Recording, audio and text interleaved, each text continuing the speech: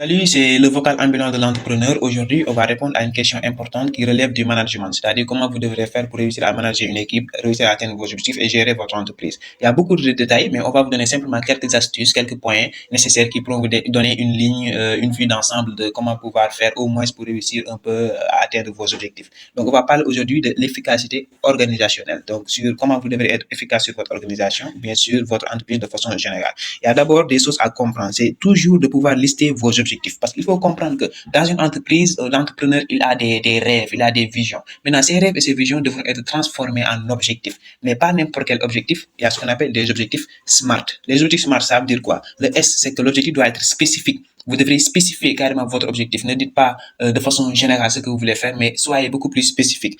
M signifie mesurable. Donc, vous donnez un poids à votre objectif. Le A signifie atteignable. Si l'objectif est carrément atteignable, le R signifie réalisable sur l'aspect de la réalisation, de la faisabilité. Et le T signifie le timing, c'est-à-dire sur quel temps accordez-vous la réalisation de l'objectif. Par exemple, vous vous dites, OK, vous avez créé une page Instagram pour votre entreprise pour vendre vos produits. Vous vous dites que je veux atteindre carrément 1000 abonnés pendant 3 mois. Vous voyez? Donc, de un, vous êtes spécifique. Vous n'allez pas dire que je vais atteindre plusieurs abonnés. Là, c'est général. Mais vous avez dit que je vais atteindre 1000 abonnés pour 3 mois. Vous avez spécifié. Donc, vous avez réussi cet aspect. L'autre chose, c'est M, la mesure, si l'objectif est mesurable. Donc, c'est-à-dire que vous avez donné un poids, vous avez dit que votre objectif, c'est d'atteindre 1000 abonnés. Donc, il y a le mot 1000. Ça, c'est une mesure, c'est un poids. Donc, vous avez donné carrément une mesure à votre objectif. L'autre chose, c'est atteignable. Si l'objectif est carrément atteignable, est-ce que vous pouvez l'atteindre? Ouais, donc il faut se poser ces questions. Donc, est-ce que vous pouvez l'atteindre? Tout dépend maintenant de votre conviction, de la passion, de ce que vous allez y mettre pour pouvoir atteindre carrément cet objectif. Donc, ça, c'est sur le domaine un peu personnel de l'entreprise. L'autre, c'est réalisable. Donc, la réalisation de cet objectif dépendra de vos ressources. C'est quoi? C'est-à-dire, si vous avez les moyens nécessaires pour, par exemple, payer un infographe qui va vous faire vos contenus, création de contenu, ou bien dépenser un budget pour la publicité, pour atteindre ces 1000 abonnés, vous voyez. Donc, là, vous allez y mettre les ressources nécessaires, les capacités et les compétences nécessaires. Donc, c'est ça, le R, toujours dans l'objectif. Et le T, le timing. Vous avez dit que vous voulez atteindre 1000 abonnés pendant 3 mois. Donc, vous avez donné un timing, vous avez donné un temps sur lequel l'objectif va se réaliser. Donc, en faisant des objectifs, il faut toujours prendre en compte l'effet SMART. Et pour ça aussi, pour lister vos objectifs, essayez de mettre en place aussi des brainstorming. C'est-à-dire, vous réunissez avec votre équipe autour d'une table. Vous donnez l'ensemble des objectifs que vous voulez atteindre, l'ensemble des choses que vous voulez vraiment embrasser à travers votre entreprise. Et ça, ces idées-là qui sont éparpillées, vous allez les synthétiser en objectifs clairs, spécifiques, en objectifs SMART. L'autre chose, c'est de pouvoir maintenant élaborer les stratégies. Donc, l'élaboration de stratégies maintenant va dépendre. Il faut comprendre que maintenant, tout objectif que vous aurez eu à définir, vous devez maintenant l'atteindre. Comment l'atteindre? Il faudrait mettre en place les stratégies nécessaires pour atteindre cet objectif. Par exemple, ici, vous avez dit que vous voulez atteindre 1000 abonnés pendant 3 mois. Donc, les stratégies, c'est quoi? Vous listez l'ensemble des stratégies qui pourront permettre d'atteindre 1000 abonnés. C'est-à-dire faire une campagne publicitaire, proposer des produits, c'est-à-dire quoi? Contacter des clients pour qu'ils puissent s'abonner. Vous voyez, donc tout ça sont des idées, des stratégies qui peuvent vous permettre maintenant d'atteindre toujours l'objectif que vous êtes fixé. Donc ça, c'est adaptable à tout type d'objectif que vous devrez faire. Hein. C'est en quelque sorte une ligne à définir. Maintenant, l'autre, c'est de pouvoir créer ce qu'on appelle un document des tâches. C'est-à-dire quoi? Vous créez un document Word, par exemple, modifiable. Vous voyez, vous créez un document Word où il y a un tableau des tâches. Les tâches, c'est-à-dire quoi? Vous allez répartir les tâches avec votre équipe. C'est comme ça. Donc de un, carrément, le tableau va avoir 5 colonnes. Première colonne, il y a les tâches. Donc là, vous définissez les tâches à faire.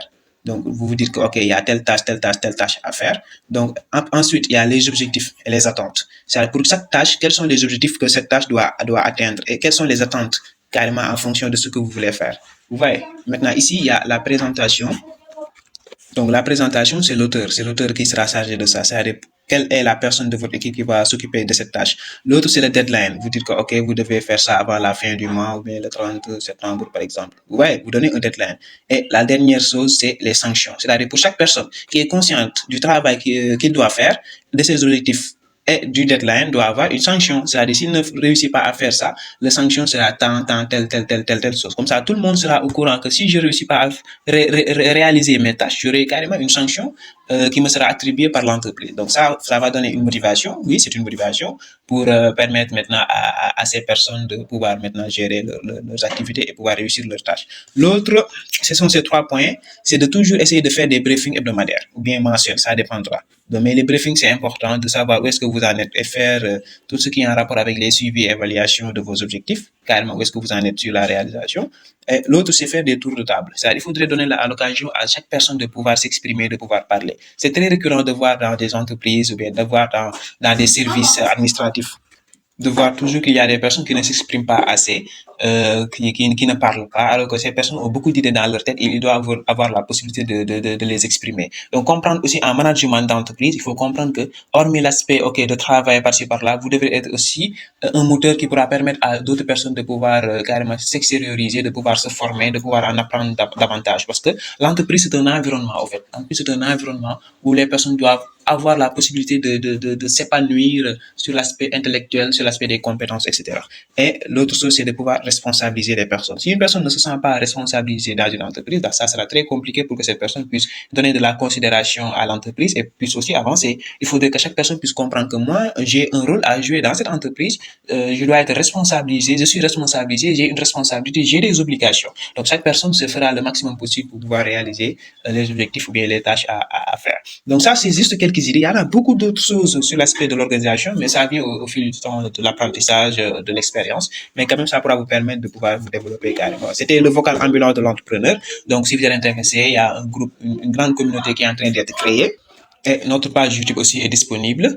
Donc, vous pouvez avoir les liens. Et je m'appelle Omar Gueye, coach en entrepreneuriat et en marketing digital. Et voilà, c'était tout pour aujourd'hui.